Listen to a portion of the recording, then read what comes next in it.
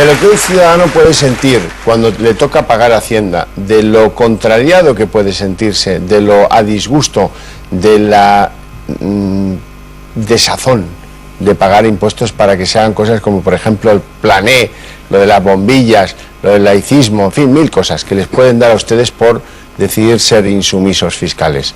Estamos hablando con don Juan José de los Mozos sobre esas posibilidades.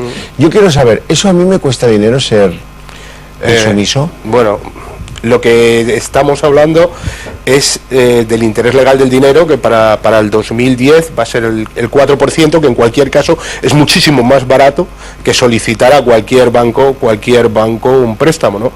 Y incluso para los intereses de demora, que es para alguno de las que se aplica para alguno de los aplazamientos, seguiría siendo interesante porque es un 5%. Y ahora mismo no creo que ningún crédito en un banco, contando con las comisiones de apertura y el TAE, va a ser por debajo de esa cifra. Más hablamos de un 5% o de un 4% anual. Dependiendo ¿Y el máximo plazo por el que se puede aplazar el pago de los impuestos que uno tiene con la agencia tributaria, cuál es? A priori sería un año, pero bueno. Y el límite, perdón, que tal vez también deberíamos de explicarlo, está en 18.000 por todas las deudas. El último límite establecido sin aval o garantía.